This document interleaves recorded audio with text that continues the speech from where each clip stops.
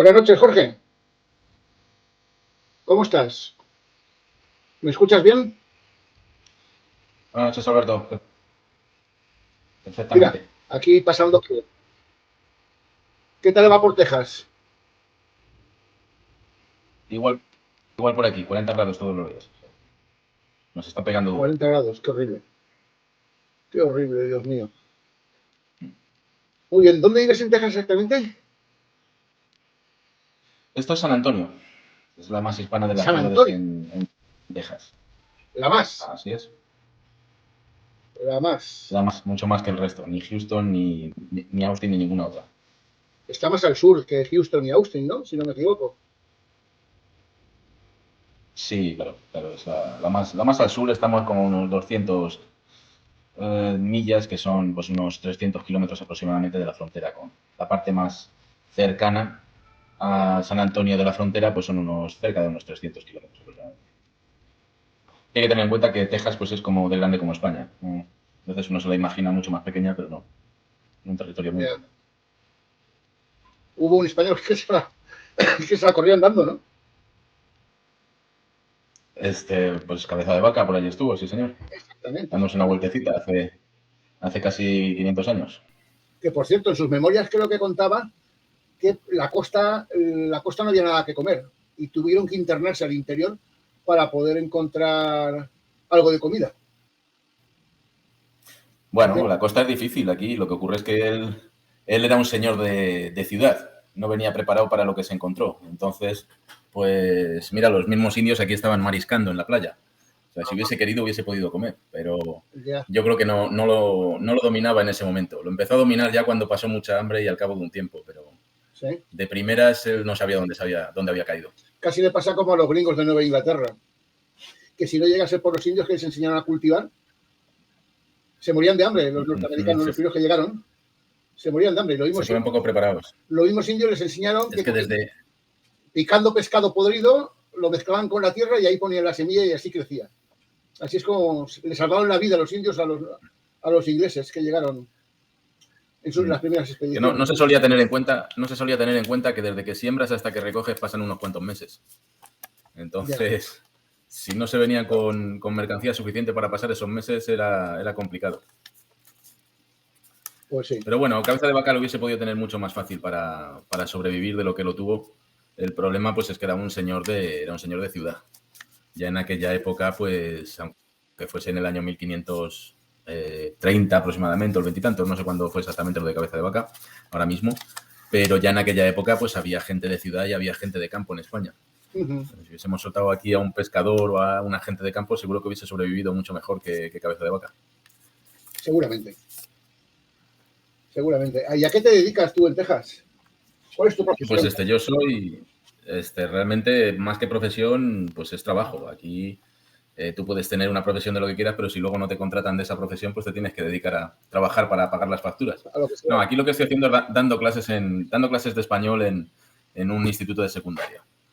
Una high school. Eso es, pero yo lo que realmente pues ya tengo, la acción que tengo pues es de arqueólogo y de historiador. Y pues como la cabra Ajá, siempre tira el monte, pues al final te claro. las terminas buscando para hacer lo que a ti te gusta. Y en este caso, como a mí me gusta la investigación y me gusta la historia, evidentemente, es mi pasión. Y si allí donde vayas encontrarás una historia española, casi seguro, en todas partes del mundo, pues la que Uh-huh. encontré aquí en San Antonio, en Texas, es apasionante. Sí. De modo que a eso me dedico ahora, a escribir libros sobre la historia española en Estados Unidos, por Ajá. ende, claro. Muy bien. ¿Hay interés por ahí por la historia española antes de la llegada Pues de los sí, la, anglosajones? la verdad es que sí, porque hay mucho hispano, y ya no solo hispanos, sino hay anglosajones también que lo que se han dado cuenta es de que les han mentido mucho en su historia. Y lo que no soporta un norteamericano es que le mientan. Soporta muchas cosas. Puede soportar la violencia, puede soportar, como vemos en las películas, pero El en día que se cuanto le den cuenta, mienten, se hace un cortocircuito. el día que se den Sí, cuenta de todas las se mentiras hace un que han colado, cortocircuito. se monta una revolución y queman Hollywood. Poco a poco se van dando Y, cuenta, poco a poco se y van dando queman cuenta. Hollywood.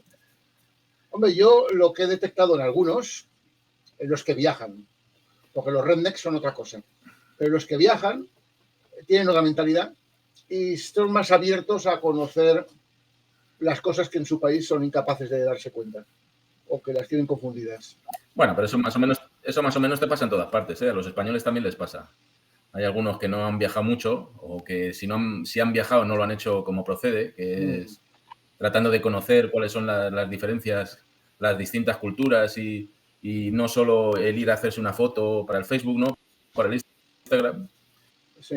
Pero el que realmente viaja pues tiene otro nivel incomparable. Eso es el nacionalismo y el provincianismo, ¿no? El viajar. Poco vamos trabajando en ello. Sí. El nacionalismo es una enfermedad que se cura viajando, decía un filósofo. No sé cuál, no recuerdo ahora. No siempre se cura, pero muy a menudo sí viene bien para el nacionalismo. Te das cuenta del tamaño que tiene el mundo y de lo pequeño que es tu lugar habitual de residencia o donde hayas nacido y se te cura a la fuerza. Hablando de tu lugar de nacimiento, ¿tú dónde eres? Yo soy de Madrid. ¿De Madrid? Mis primeros 46 años de vida los he pasado en Madrid, exactamente. Ahí va. Desde que nací hasta que me vine para acá. Y a los 46 te cambió el chip y te fuiste. Exactamente, me surgió la oportunidad y dije, bueno, antes de morir hay que probar un país anglosajón, que dicen que es mucho mejor en todos los aspectos. Sí, y eso, pues bueno, también te sirve, viajar también te sirve para apreciar lo que tienes en casa. Esa es otra de las cosas buenas que tienes. Exactamente. Te decía antes de que se nos cortara que para poder valorar a tu país tienes que conocer un país que es peor que el tuyo y un país que se supone que es mejor que el tuyo. Esa es la manera en que puedes valorar tu propio país en su justa medida. No sé si lo has vivido tú. Lo que pasa es que la comparativa esa de mejor o peor depende de tus percepciones, ¿no? Depende de cómo te vaya. Hay gente que piensa que, por ejemplo, Francia es un país mejor que España y yo disiento totalmente y a Francia voy poquito y eso que lo conozco muy bien. ¿Sabes? O sea que todo depende también de la percepción, de cómo te vaya. Si tú en España tienes dinero, pues vives como un rey. Si lo tienes en Estados Unidos, también vives como un rey. Ahora, si lo que vas es a un país que se supone que es mejor que el tuyo, a trabajar como un negro y a ganar poquito, pues ese país te va a defraudar totalmente. O sea que esos temas son un poco más de percepciones propias que de realidades, ¿no? Entonces, y luego también pues depende de muchos aspectos como pues ahora mismo con el tema en el que estamos, de guerra en Europa, pues hay una campaña para decir que los Estados Unidos pues son malos, malísimos de la muerte, ¿no? Y la verdad es que el país ni ha empeorado ni lo más mínimo, sigue igual que estaba antes, o sea que la percepción que tuvieses al principio sería la misma y lo único que se ha hecho pues es que se está haciendo campaña y lo mismo pues nos pasa en España. Ahora hay un enfrentamiento político evidentemente entre dos facciones en España y una siempre va a decir que el país es cojonudísimo y la otra va a decir que el país pues es una mierda. Entonces, pues todo depende de las percepciones y del mensaje que se quiera ofrecer. Yo, desde luego, cuando voy a España estoy muy a gusto y estoy totalmente convencido de que cuando me jubile volveré a España. Eso ya lo dice todo. O sea, aquí no, en Estados Unidos no me voy a quedar y se supone que es un país mejor que el nuestro, ¿no? Solo se supone. Eso es lo que te voy a decir. Se supone. Solo. ¿Tienes pistola en casa? Pues tengo licencia, sí. Sí. Pero sobre todo lo que menos te quita el miedo es la alarma que tengas. Si tienes una buena alarma, pues ya te hacen falta pocas pistolas. Y realmente, pues si vas por la calle, no es que la gente vaya calzando el hierro a todas horas, en todas partes. Yo aquí, de los 9 años que llevo aquí, he visto muy poquitas en la gente. Sobre todo las he visto en algún sitio, en algún pueblito por ahí un poco perdido. Pero lo que es en las grandes ciudades, las únicas armas que ves las ves a la policía o al sheriff o a cualquier otro. Y pues bueno, todos podremos tener la mala suerte de que nos caiga una balacera, como las llaman en México, ¿verdad? Sí. Y se líen a tiros justo donde tú estás, pero no es algo tan habitual como nos quieren hacer ver, ¿eh? Ya. No es tan habitual. Hay menos conflicto, fíjate que hay menos conflicto, porque en esto que nos están poniendo ahora mismo desde España, los mismos españoles, en algún caso, del aumento de la violencia y de la inmigración y todas estas cosas, eso son cosas que aquí no pasan. porque realmente la gente se porta bastante bien porque lo que no sabes es si el otro va calzado o no va calzado. Exactamente.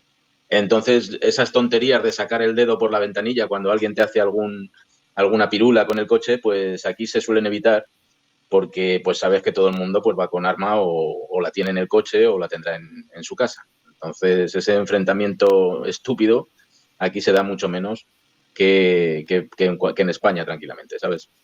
Sí. En España no van con el miedo de que te puedan pegar 2 tiros, entonces... Claro. Entonces, pues sacan machetes y sacan cuchillos y se enfrentan a la policía. Tú, lo que te puedo decir claramente es que tú aquí a un policía no se te ocurre decirle ni la mitad de la mitad de lo que le están diciendo a Guardia Civil y a locales y a nacionales en España, ¿eh? Bueno, ha cambiado mucho en España estos últimos años, ¿eh? Sobre todo con la ley Mordaza. Ahora, por decirle 2 cosas así un poquito altaneras a un policía, enseguida te mete una multa. Sí, pero la multa, ya ves que eso es un remedio a posteriori. Pero cuando estás en el calor de la batalla, a la policía habría que permitirle un poquito más de mano dura y no se está permitiendo. Hoy me han compartido precisamente una imagen en el que pues a un guardia civil parece ser que le han puesto bien, ¿no? ¿Ah, sí? Eso no se tendrá. Ahí en España, no sé en qué lugar ha sido, no le he querido prestar mucha atención tampoco, pero eso no tendría que permitirse de ninguna de las maneras, ¿no? O sea, la autoridad está para ser respetada. Si no la respetas, pues tendrías que tener muchas más consecuencias de las que se están teniendo actualmente. Ya, Esa es mi opinión. estoy de acuerdo contigo. Aunque la autoridad está para ser respetada y para tratarte con respeto. Se junta todo. Está para ser respetada y ser controlada. O sea, tenemos que controlarla. Evidentemente hay que evitar que haya excesos. Pero lo que se está produciendo ahora mismo es una falta de respeto total. Entonces, si a alguno le tienen que romper los dientes, pues habrá que rompérselos, ¿no? Digo yo. Que eso ya va menos con los españoles y va más con los extranjeros. Aunque también te digo que hay sus cosas, ¿sabes? Sí. La carretera te paran y si eres español te miran hasta los empastes de las muelas. Como seas extranjero, pues va, pasa, tira. A ti no te voy a sacar nada, que tú no tienes bienes, no eres... Bueno, y no te pero eso tampoco es un tema nuevo, ¿eh? Porque eso ha pasado mucho tiempo en España con determinada etnia. Ya he pasado con esa etnia. Y entonces, no es un problema nuevo que tengamos, es un problema que se va añadiendo a otro y a otro y a otro. ¿Para qué le pueden poner una multa si luego no la va a pagar? Así es. Eso es lo que... Pero bueno, si aunque su vehículo fuese una chatarra, se le inmovilizase y se le llevase con la grúa al descampado, desde allí a la campa, que se llama, ¿no? Donde se guardan la policía guarda los coches que retira, y entonces pusieses toda la fuerza de la administración ahí, dice, el coche no lo sacas hasta que no me presentes el seguro, los numeritos al día, la ITV, hasta que no me presentes todo eso, no sacas el coche. Verías cómo tendríamos menos problemas en las carreteras, ¿eh? Hombre. Pero claro, eso solo se lo hacen al que ve, como dices tú, al que ven que puede pagar. El criterio es un criterio económico, no es un criterio de justicia. Y bueno, y es lo que a mí me fastidia de ciertas autoridades, que van por la pasta, no van por el interés común. Ese es otro tema. ¿Qué te iba a decir? A mí lo que me sorprendió, no, es lo normal. Pero lo que me gustó de ti cuando te escuché es que tú te has molestado en investigar las fuentes genuinas, las originales. Aquí la mayoría de los escritores, pues, son de copia y pega, se podría decir. O escriben sobre lo que han leído, que han escrito otros. Es que con ese tema, pues realmente no estás aportando nada nuevo, ¿no? ¿Cuál es tu trabajo? ¿Cuál es tu motivación? Pues no te vas a hacer rico vendiendo libros, evidentemente. No vas a poder vivir de esto porque no es un tema que puedas vivir de él. Entonces, si no puedes vivir de él y no estás aportando nada nuevo a la sociedad, pues es un tiempo absolutamente perdido. Es tirar el tiempo a la basura. Entonces, pues es mejor intentar hacer algo nuevo, algo distinto, que no debería ser nuevo ni debería ser distinto, debería ser la práctica habitual. El ir a las fuentes primarias, el ir a los archivos y decir, no, oiga, usted está mintiendo porque lo dice este documento. Pero prefieren, claro, es que eso pues requiere un trabajo enorme, de horas y saber investigar y que un documento te lleve a otro y saber interpretarlos y ponerlos en contexto y ponerlos en su tiempo y en su espacio. Eso es difícil. Es mejor, pues eso, me he leído 2 o 3 libros, los quemo y prácticamente les cambio el nombre. Pues eso está eso está rozando casi el plagio. porque realmente no tienes un trabajo intelectual detrás pues de análisis o no tienes ningún trabajo detrás, solo copias y pegas, copias y pegas. Y con ese afán, pues lo que sucede es que tú, al contrario que sucede con las obras pictóricas, porque las pinturas, el que las copia, lo que tiene que hacer es una copia exacta de la pintura y poner la firma del autor para tratar de venderla, ¿no? Y sacarle el dinero pues a un comprador. Pero en el caso de la literatura es muy distinto. Lo que tratas es, tú copias la obra, pero eliminas totalmente el rastro que te lleve hasta el autor original y le pones tu nombre. Sustituyes el nombre del autor original por el tuyo. Eso directamente, pues eso es robo, es robar el trabajo. Y eso está, pues, cerquita del copia y pega, ¿eh? Claro, el copia y pega, ¿qué ocurre? Que haces una obra y le estás copiando a 4, 5 o 20 autores distintos y entonces no se nota el plagio, pero cuando realmente lo estás haciendo, realmente no estás aportando nada a la sociedad. Y la capacidad de análisis que muchos tienen, y ya lo hemos comentado en algún caso con otra gente, incluso contigo el otro día estuve comentando, pues que lo único que se está haciendo son obras de copia y pega para sustentar una posición política, no para sustentar la verdad. Y ese es el gran problema que tenemos, ¿no? Por eso están los conflictos y los problemas que estamos teniendo, porque cada uno, pues, en lugar de hacer un trabajo serio, de enseñar a la sociedad cómo sucedieron los hechos hace 10, 20 o 100 o 1000 años, pues lo que está haciendo es decir, no, pues esto sucedió así porque lo dice Pepito. Bueno, pero es que Pepito lo dijo porque estaba mintiendo también. Entonces, si vas a basar tu trabajo en las mentiras de otro autor, pues tampoco tiene ningún sentido. Yo es algo que no va conmigo. A mí me cuesta mucho más trabajo, evidentemente, pues el irme, bajarme los archivos, leer esos documentos, eso añade una cantidad de horas de trabajo enormes. La gente no se puede hacer ni idea. Tú haces un libro como esos que hablamos, de copia y pega, y en 2 meses, 3 meses trabajando duro, pues te sacas un libro de copia y pega, porque prácticamente lo único que tienes que hacer es enlazar unas cosas con otras, luego corregir los fallos que tengas. Eso es fácil, realmente fácil. Ahora, cuando tienes que leerte, pues como me ha sucedido, leerte 4000 páginas de castellano antiguo del siglo XVI para sacar solamente un capítulo de un libro de 25, pues tú imagínate que le metes 2 meses a esa lectura de las 4000 páginas.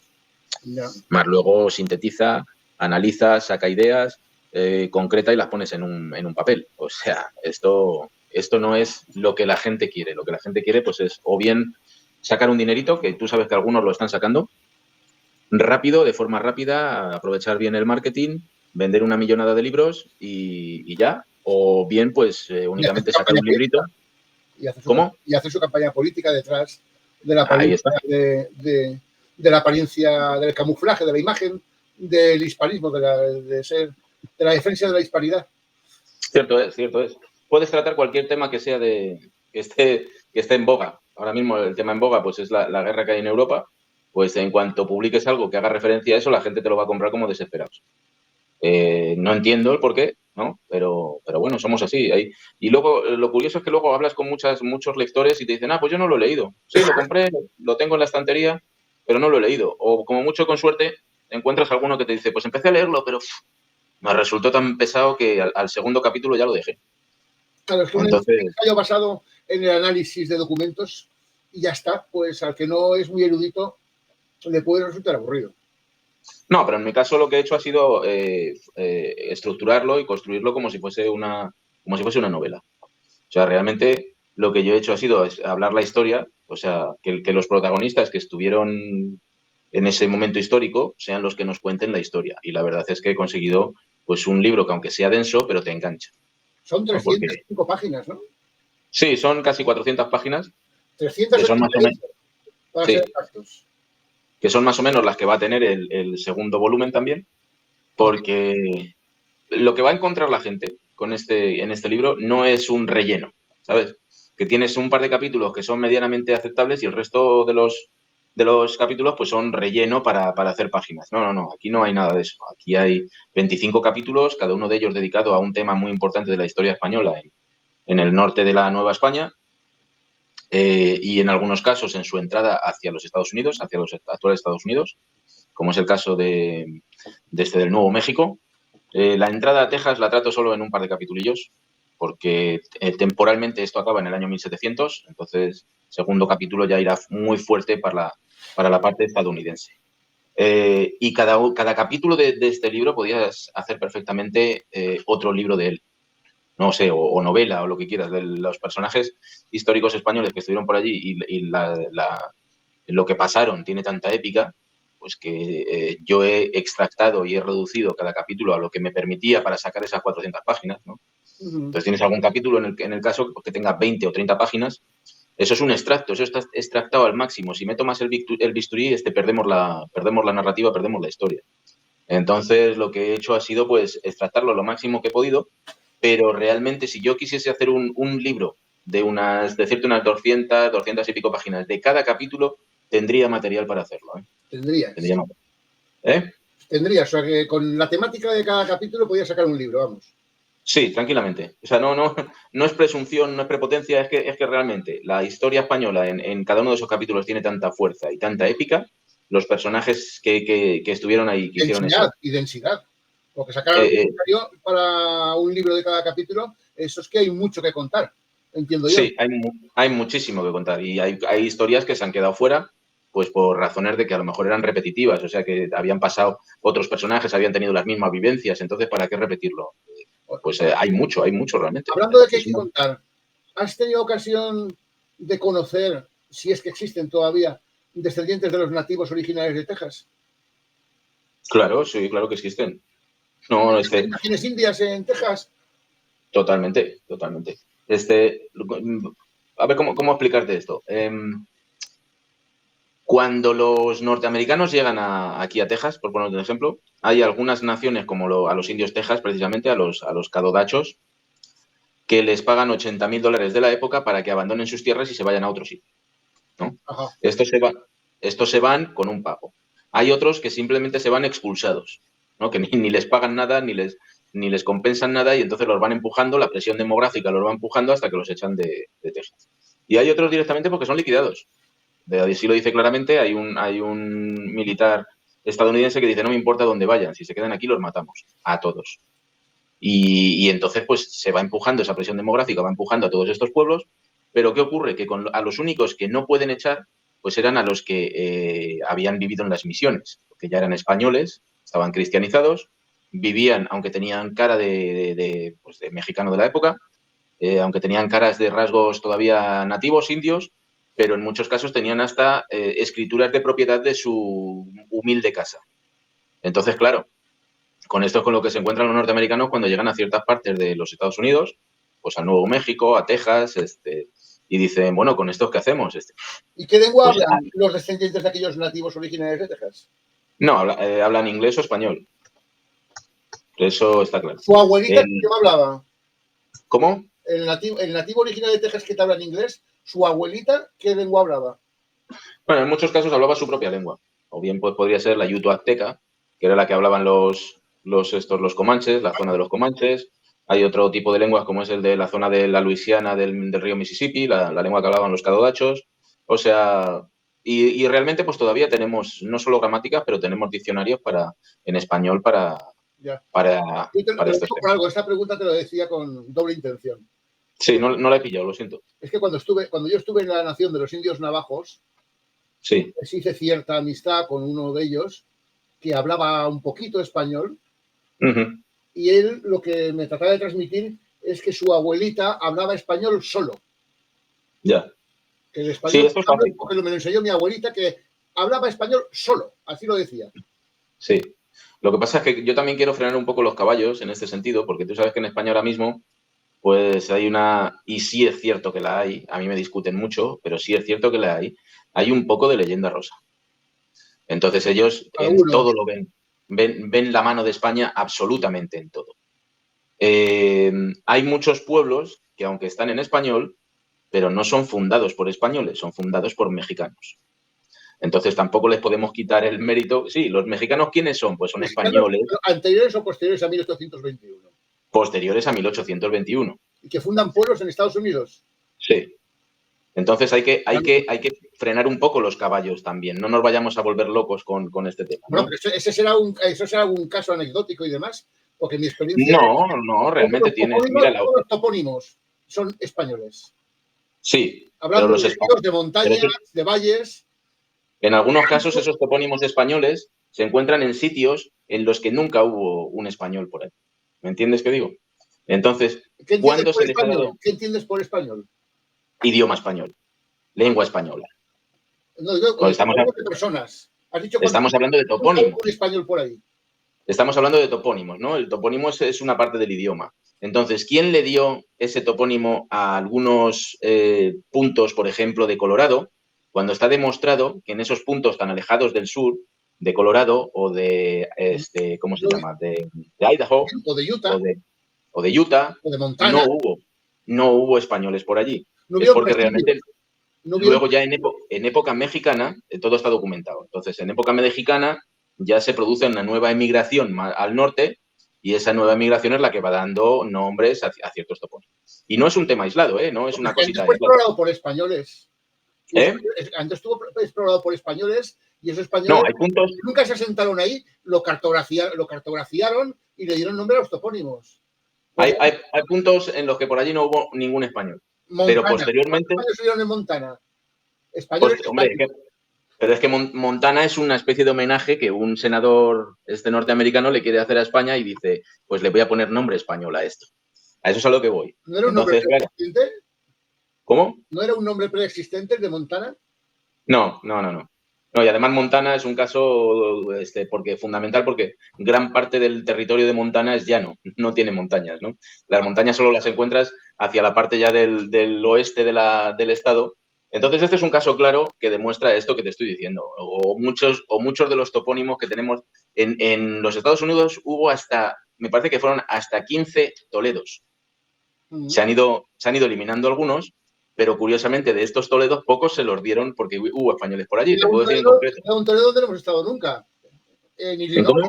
Que queda un Toledo donde no hemos estado nunca, en Illinois. En Illinois. Te puedo decir otro, y eso te lo explico bien porque estuve por allí, en el estado de Washington.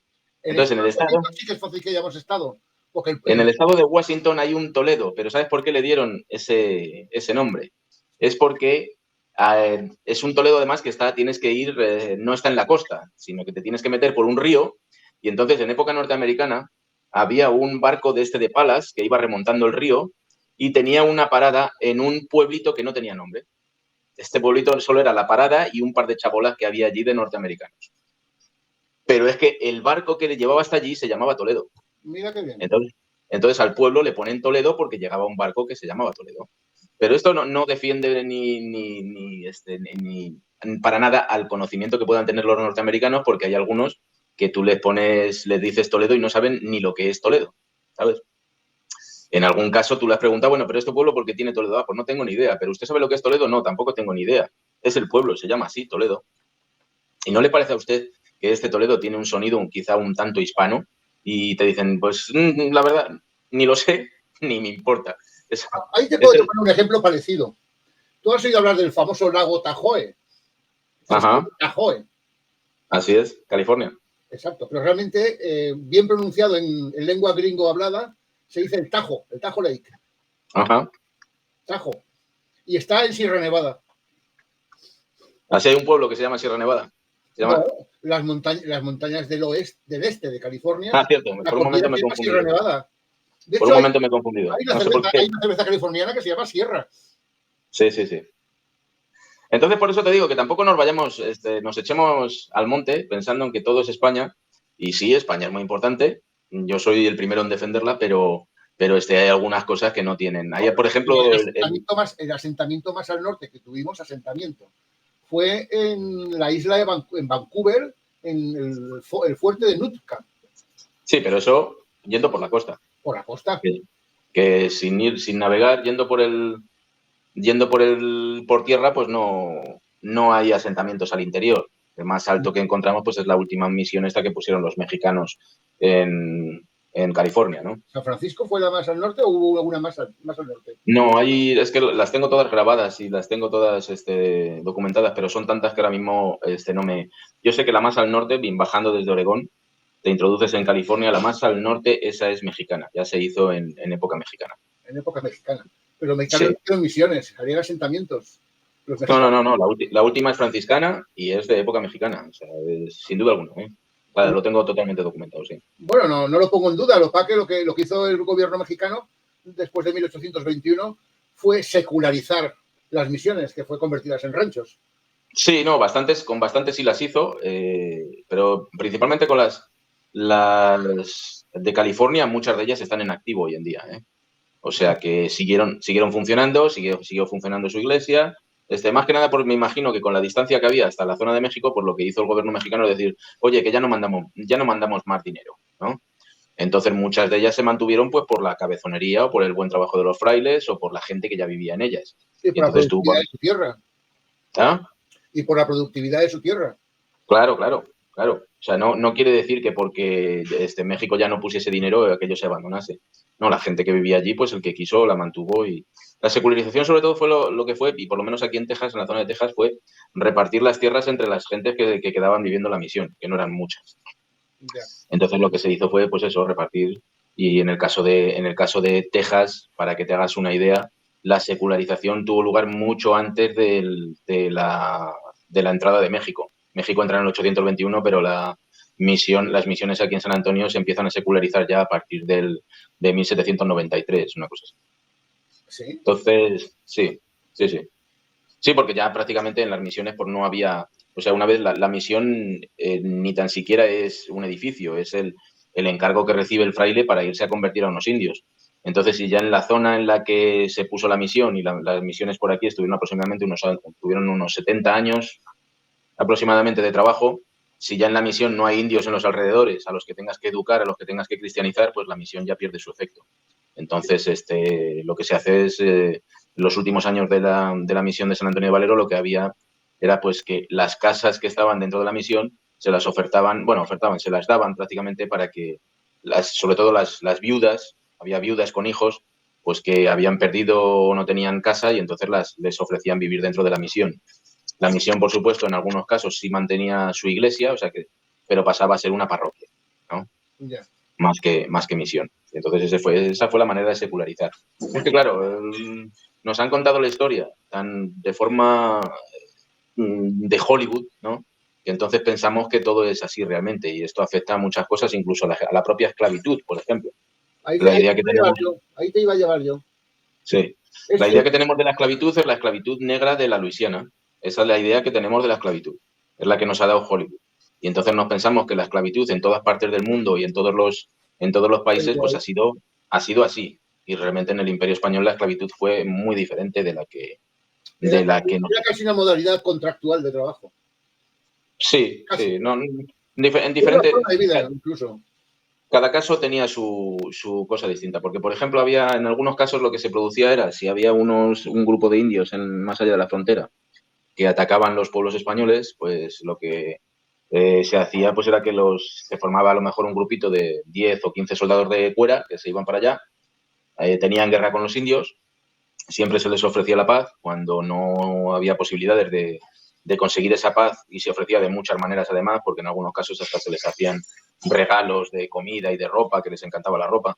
Cuando no había manera de conseguir esa paz y los indios se liaban a flechazos, pues en esa batalla morían guerreros adultos, sobre todo los hombres, morían guerreros adultos. Entonces ese grupo humano, que no eran muy grandes, la verdad, porque estamos hablando a lo mejor de grupos de 50, 60 personas, ese grupo humano ya se quedaban prácticamente únicamente mujeres y niños, y entonces lo que hacían era repartir esas viudas o esas familias, se las repartía entre familias que ya estaban por México, ya de Ciudad de México, o más al sur o más al norte, se las repartía y se las repartía en teoría como esclavos, ¿no? Porque habían sido conseguidos en guerra justa, aquella famosa guerra justa, ¿no? Sí, pero eso fue abolido en 1500 y pico.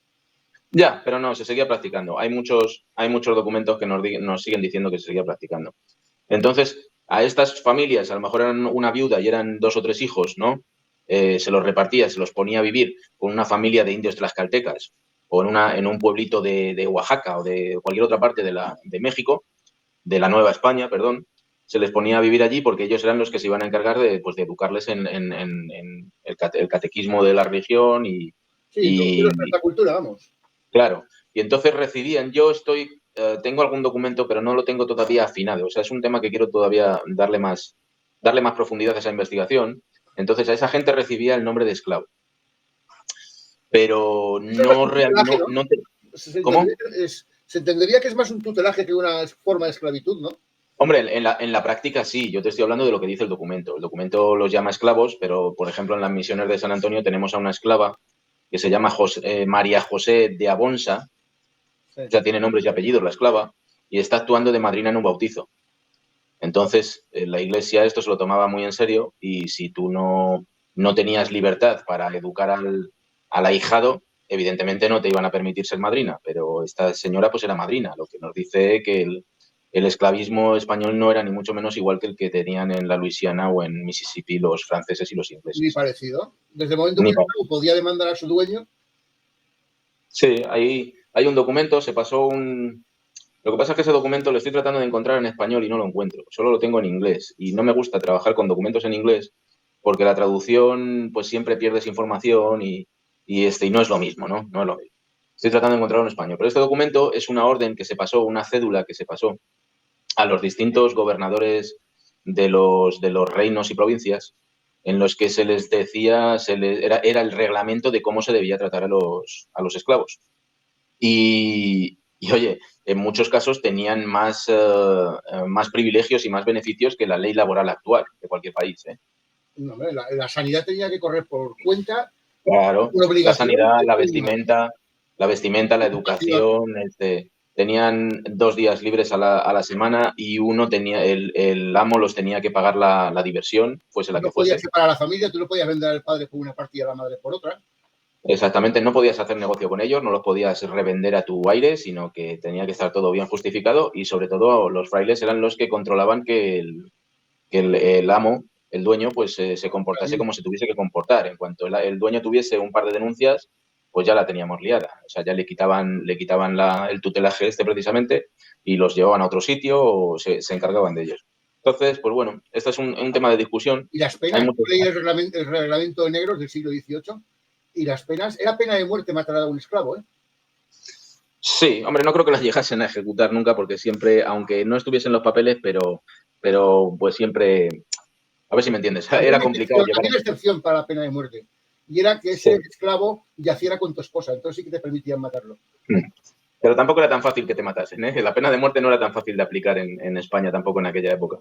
O sea, había muchos recovecos legales como para poder acabar con ese tema. Era casi... Lo que pasa es que era complicado porque si tú lo que hacían era meterte en la cárcel, pues a veces la cárcel era peor incluso que una pena de muerte. Pues sí. ¿Y qué te iba a decir? ¿Qué influencia tuvo la abolición de la esclavitud en México para la independencia de Texas? Hombre, pues totalmente, pero es que eso no tiene que ver solo con México, eso sí que ahí tiene que ver con España, porque España ya prohibía el comercio con esclavos y las intenciones que había para tener esclavos en Texas pues iban precisamente en contra de pues esta cédula y cualquier ley española. O sea, lo que se tenía pues era tener a esclavos que trabajasen de sol a sol, prácticamente sin comida, mucho maltrato. Eso era lo que se pretendía porque es precisamente lo mismo que había en la Luisiana y en las 13 colonias, ¿no? En las Carolinas. Entonces, claro, entonces ese tipo de producción, ese tipo de trato a las personas ya estaba muy en contra de las leyes españolas de la época. Entonces eso no se hubiese permitido porque lo que sí hacía España en esa época en Texas era controlar. O sea, por los religiosos, por los párrocos, el tribunal, el juez eclesiástico mandaban mucho en estos aspectos. Ellos controlaban pues que la población se comportase como se tenía que comportar. Pero claro, llega México y cuando llega a México ese control se desvanece, ¿no? Obviamente. Ya no hay control. Entonces lo que tienen que hacer los mexicanos es sacar leyes, porque como no controlan, tienen que sacar leyes y las leyes son prohibitivas. Esto, claro, es precisamente lo que desencadena la independencia de Texas, porque los que había aquí, pues ellos querían tener esclavos, al igual que tenían en el Mississippi y en la Luisiana. Para que te hagas una idea, el último censo que se hace de población en época mexicana, que es el año 33, creo que es, arroja que en la parte de los indios no controlados, lo que tenemos es aproximadamente unos 3.000 hispanos viviendo. Esos 3.000 hispanos eran perfectamente, pues a lo mejor 100 o 200 criollos o descendientes de españoles con poco mestizaje, y el resto de los 3.000 pues eran mestizos e indios hispanizados, a los Había que se mucho canario, consideraban. ¿no? No tantos, Poblado con canario. vinieron 56 únicamente, vinieron en 1731 y lo que les diera para procrear hasta pues estos 70, 80 años después, ¿sabes? Pero claro, es que estamos en la frontera y aquí moría mucha gente. O sea, no es que como que llegasen e hicieron, como conejos, hicieron 3.000 hijos, ¿no? Para nada. Aquí había mucha gente, se moría mucha gente por los ataques de los indios. Entonces la población se mantuvo estable entre lo que es la gobernación española y la gobernación mexicana, se mantuvo estable en unos 3.000 hispanos. Hay censados en total 19 esclavos, que son mulatos y negros, básicamente. No hay ningún indio. ¿Esclavos? Sí. ¿Estás hablando de todo Texas o de alguna ciudad concreta? No, todo Texas. Todo Texas. Todo Texas. La Texas hispana se reduce a San Antonio, lo que era la bahía en aquel momento, que hoy está en la zona de Victoria, de la ciudad de Victoria, Goliad. Ahí es donde estaba la bahía. Había un presidio y había pues una misión, y pues al lado de los soldados presidiales pues siempre se establecían civiles. Entonces era una localidad pequeñita. Y luego había también en el este de Texas, en la zona que hoy es prácticamente Luisiana, está en la parte luisiana, que se llamaba los Adaes. Entonces la Texas hispana se reducía a eso, se reducía a 3 enclaves, a unos 3.000 hispanos, y con ellos tenían 19 reconocidos esclavos, mulatos y negros. Esto es 1833. Pero eran los mismos números que habían tenido prácticamente desde 1750 en época española, ¿sabes? Claro, justo ya se produce la guerra entre México y Texas por la independencia. Texas se independiza y al cabo de unos muy poquitos años, al cabo de 7 o 8 años, como se preveía, como era lo normal, pues se produce la anexión a los estados de la Unión, a los Estados Unidos, ¿no? Entonces, justo antes, en 1845, creo que tendría que mirar el archivo, pero más o menos tiene que estar ahí, no me puedo equivocar mucho. En 1845 el ejército de los Estados Unidos hace un censo en la población de varios estados, incluyendo el de Texas, que en ese momento no era todavía estadounidense. Pero ya el ejército de los Estados Unidos hace o sea, es clara la intención de anexionarse Texas, es clarísima, ¿no? La que fue de 46 a 48. Sí, no, pero en el 45 me parece que es el censo. Se hace el censo por parte de los Estados Unidos y en Texas ya hay viviendo 430.000 europeos, 430.000 europeos, en solo 9 o 10 años, y tienen con ellos a 180.000 esclavos negros. Claro, una vez que... 180.000 más 180.000. Exactamente, es una invasión en toda regla, y eso es lo que hace, pues, acabar con todos los indios que había en ese momento. Acaban con los indios, acaban con la naturaleza, acaban con los recursos, con todo, absolutamente con todo. Arrasaron. Sí, y los hispanos, curiosamente, en ese censo siguen siendo los mismos. Seguían siendo 3.000 hispanos y ya había pues más de 500.000 de personas que no estaban por la zona. Claro, el sistema productivo de aquella época, aunque fíjate que ya había, para el tema del campo sobre todo, ya había maquinaria inventada como para reducir la fuerza laboral. Pero el sistema productivo en aquella época, pues los americanos lo basaron en los esclavos negros. Se trajeron 180.000 esclavos negros, a los que ahora mismo pues tratan como si fuesen inmigrantes involuntarios. Así aparecen en los libros de texto, los tratan de inmigrantes involuntarios. ¿Inmigrantes involuntarios es lo que le enseñan a los niños? Sí, exactamente. Vaya eufemismo más vergonzoso. Totalmente. No, sobre todo además cuando cambian las cifras y te dicen que solo eran 5.000. O sea, el propio ejército de los Estados Unidos te está diciendo que son 180.000.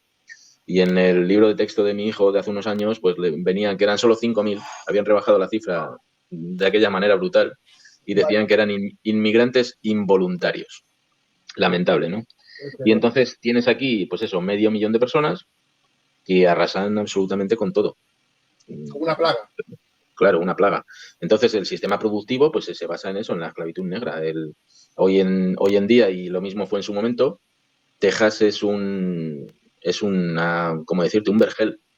La gente se piensa que esto es un secarral, pero esto es lo contrario. Hay un calor enorme, pero hay una cantidad de agua en algunas partes en algunas épocas del año, una cantidad de agua enorme. Entonces hay veces que la gente planta, siembra, y hay sitios donde sacan incluso dos cosechas.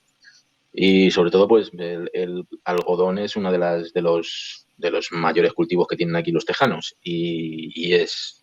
¿Sigue siendo así? Sí.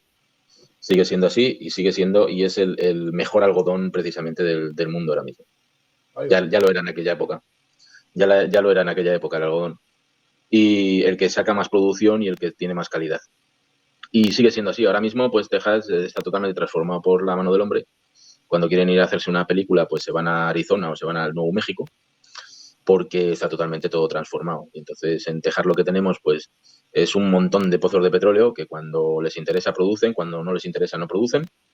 En otros casos tenemos lo que son molinos de viento en toda la parte la parte de los no son los grandes planos, las grandes llanuras, pero están cerquita.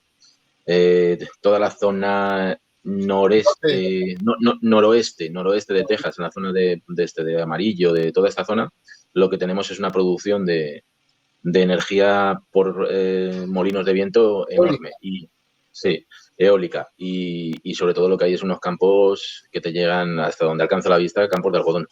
Producen como campeones. O sea, es una cosa tremenda. O sea, dicen que es la séptima economía del mundo, la tejana. Y no me extraña. Sí, no me extraña porque lo que se ve en las calles es eso. Bueno, no en las calles, sino en los campos, ¿no? En los campos. Entonces, claro, es un ingreso constante. Y cuando no es ganado, el tema del ganado también, pues aquí los ranchos tienen sus vacas y una vez al año pues no viene el repartidor, pero viene el recogedor y se lleva las que venden y las vacas pues ahí están, ni tan siquiera están sobre, ¿cómo decir? Esa producción de cebo, ¿no?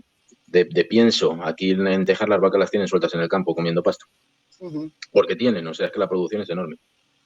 Hombre, el año 2020 tenía 1,9 billones de dólares, que eso es un poco más que España. Fácilmente. Poco bastante, ¿no? No, España es 1,4, pero de euros. Ya. Pues a esas alturas... Es 1,7 de dólares. Pues ahí andan. Entonces, pues claro, fíjate que costó venir a Texas, costó poblar Texas, porque en aquel momento pues no se pensaba que primero estaba poblada auténtica llena de indios, sobre todo indios apaches y en el norte comanches que estaban en guerra con los españoles continuamente. Sí, no paraban. Eran incansables. Sí. Tengo entendido que la organización militar es excelente, ¿no? Bueno, depende. La organización militar sí la tenían los comanches. Los apaches lo que tenían es que eran la guerra de guerrillas que hacían era interminable y era inabarcable. Claro, ten en cuenta que había 70 soldados presidiales para todo Texas. 70 soldados. Y estamos hablando de un territorio más grande que el de España. Entonces, con 70 soldados, la población de comanches mismamente, en una guerra contra los apaches, juntaron 4.000 guerreros a caballo. O sea, a ver qué van a hacer los soldados presidiales ahí. Mucho negociar. Tengo entendido que a mediados del siglo XIX habían 45.000 comanches. Bueno, yo mira, las estadísticas basadas en qué me las puedo creer o no, ¿sabes?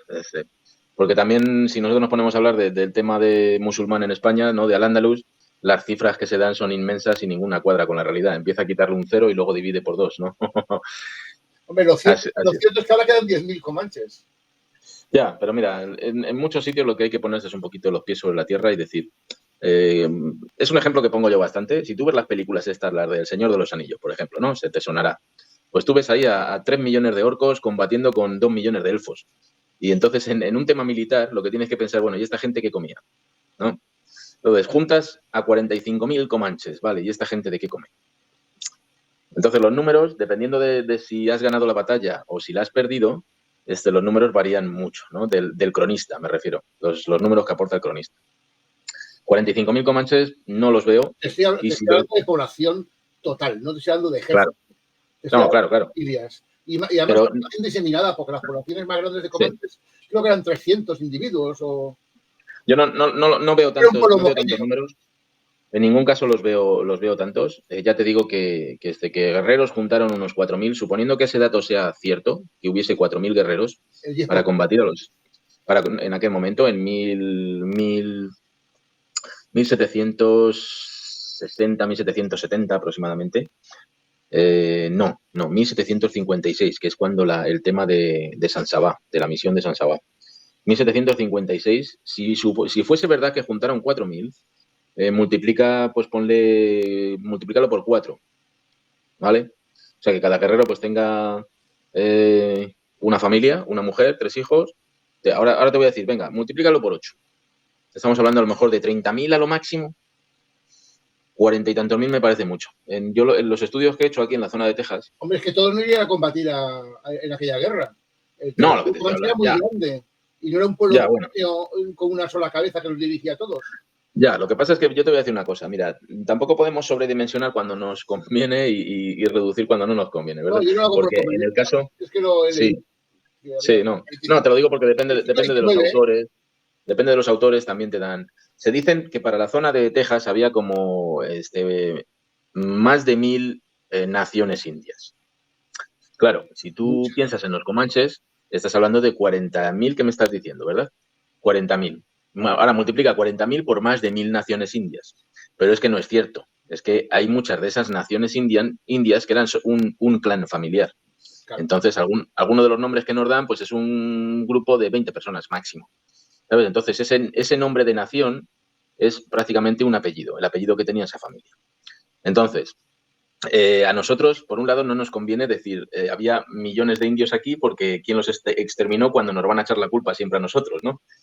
Y a los otros, pues tampoco les conviene decir que había muy pocos. Entonces, al final no tienes que hacer tanto caso a lo que dicen otros autores, que eso ya lo que veníamos hablando al principio, ¿verdad? Claro. Como, pues, fijarte bien en los documentos.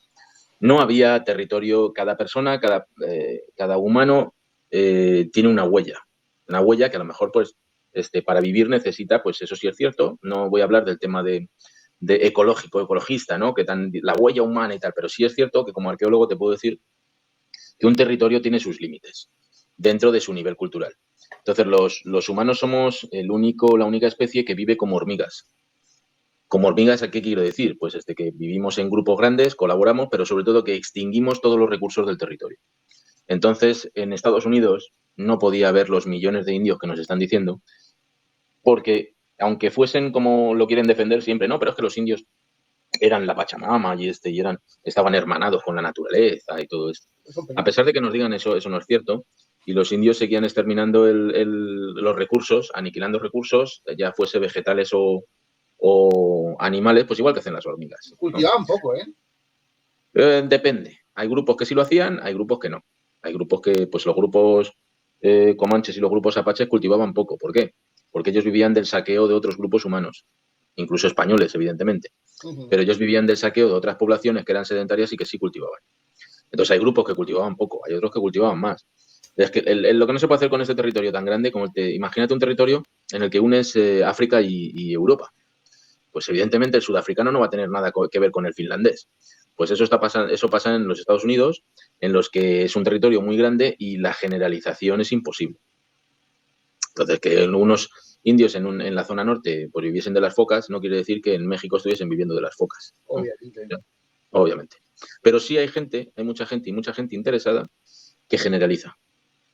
Y entonces, pues no es el caso, ¿no? En el caso de los indios. Es una manera de pervertir la verdad. Exactamente, así es. La verdad la generalizas y la conviertes en una mentira. Claro, pues es lo que le pasa con el tema de la leyenda negra española, pues es que lo que se ha hecho ha sido convertir la excepcionalidad de algunos casos muy concretos aquí y allí, convertirlos en generalidad, ¿no? Claro que lo tenemos algún garbanzo negro que abusó de los indios, por supuesto, pero no poder decir que porque ese señor abusase de los indios, la generalidad es que no se abusaba de los indios. Ahí vamos, eso es. Podemos decir. Esa es la genialidad. ¿Y por qué? Porque hay muchos datos. Hay una declaración en el Parlamento de California donde precisamente la intervención, no sé si del gobernador, era que las leyes españolas que habían gobernado California hasta ese momento les consideraban el derecho a la propiedad y a la vida a los indios. Y que eso es una cosa que es insostenible, que nosotros no podemos hacerlo y que renunciamos a mantener la relación con los indios que tenían antes con los españoles. Así es. El acto inmediatamente después es que si en 1850 habían 150.000 indios en California, 30 años después quedaban 30.000. Sí, tranquilamente. Sí.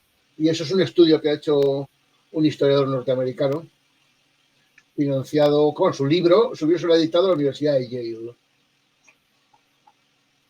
¿Sabes lo que te quiero decir? El libro se titula California, un genocidio americano. Eso lo trato yo en mi libro de la destrucción de Nueva España. Uh-huh. Resulta ser que los indios de California pues estaban muy hispanizados y además una de las principales funciones que habían ocupado los misioneros es enseñarles la agricultura intensiva, la ganadería intensiva y la artesanía. Con lo cual sabían cultivar las tierras ya no por sus viejos procedimientos, sino por los modernos.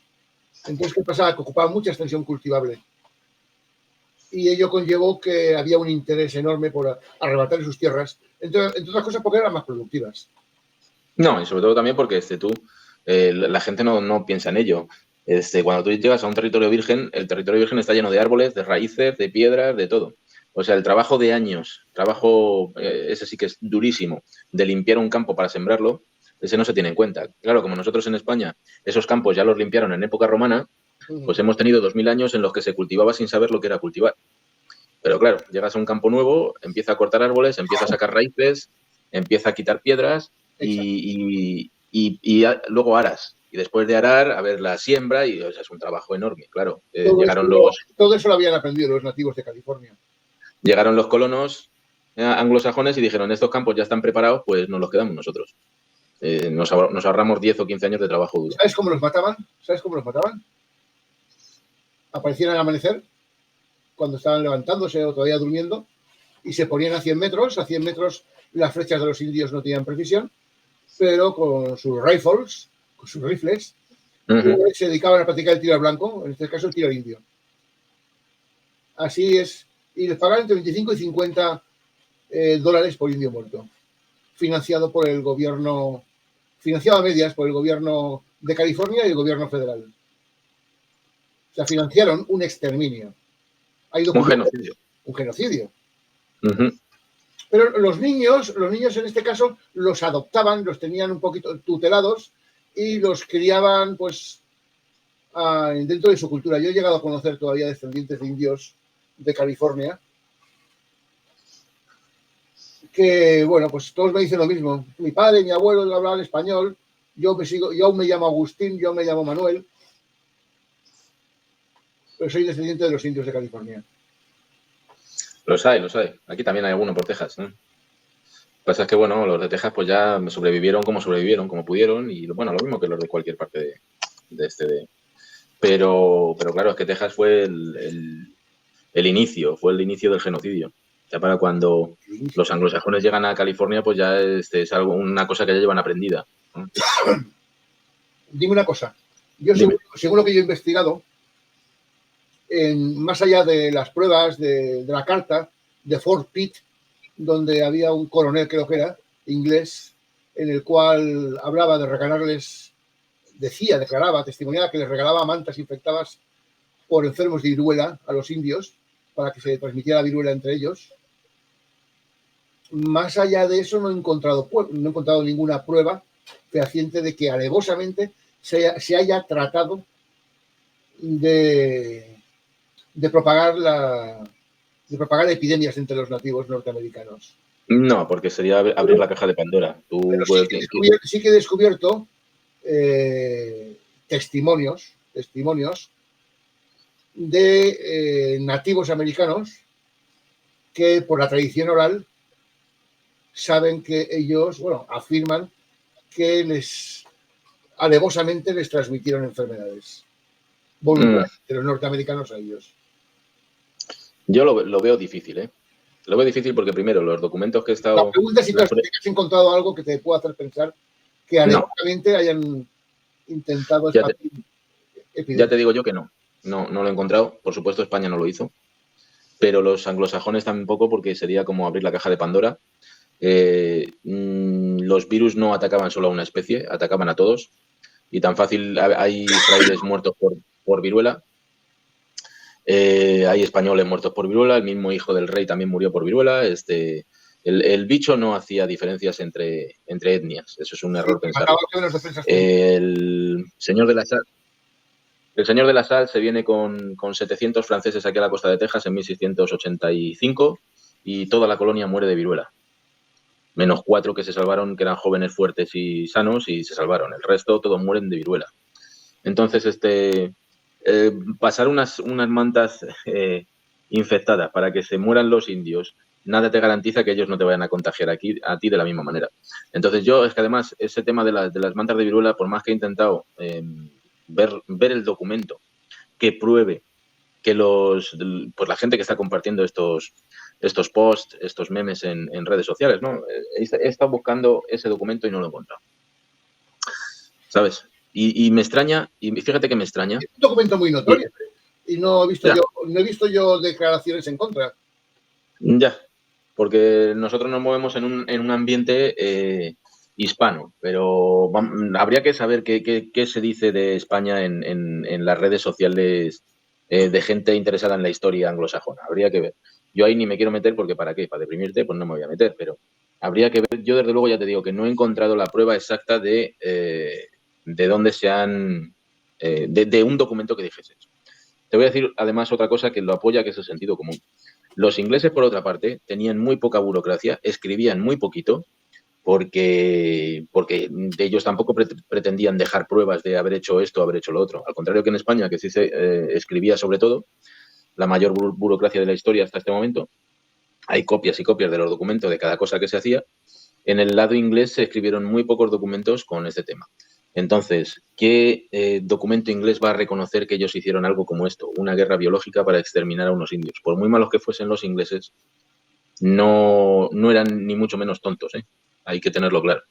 Yo ya te digo que no he llegado a ver ese documento, me gustaría verlo, porque lo que he llegado a ver pues son fuentes secundarias. No he llegado a ver la fuente primaria de donde sale esa información, solo he visto fuentes secundarias. El día que lo vea, pues te diré. Y no he visto, ese ha sido el único caso que está bastante famoso circulando por ahí, pero no he visto ningún otro. También desde un punto de vista sanitario, a ver cómo controlas tú una epidemia. Como te he dicho al principio, la epidemia no mata a unos, mata a todos. A ver cómo la controlas. Una vez que la abres es como la caja de Pandora. Hombre, lo que sí que yo investigo en las fuentes inglesas es que ellos afirman que la mayoría de los nativos norteamericanos murieron de las enfermedades que les habíamos transmitido los europeos. Sí, en ese sentido sí, pero reconocer que lo has hecho intencionadamente, eso es algo distinto, ¿sabes? Mucho más complicado. Ahora, yo te digo que sí, que aquel francés se trajo aquí a 600 franceses, murieron todos de viruela y curiosamente, pues los 2 o 3 años siguientes las epidemias se sucedieron en la zona de Texas y mataron a la mitad de los indios. Y esa la trajeron los franceses, no la trajeron los españoles. Ya. Yeah. Jeffrey Amherst. Bueno, habrá que... Yo te digo que hice la búsqueda hace ya un tiempo, cuando empezó a moverse mucho este tema de las famosas mantas, y no encontré realmente la fuente primaria. Encontré varias fuentes secundarias, sobre todo españolas, diciendo, oh, qué escándalo, mira lo que hicieron y tal, igual. Pero no he llegado a ver la fuente primaria. No me... ¿Cómo decirte? No me extrañaría que existiese, no me extrañaría que lo hiciesen. Lo veo factible.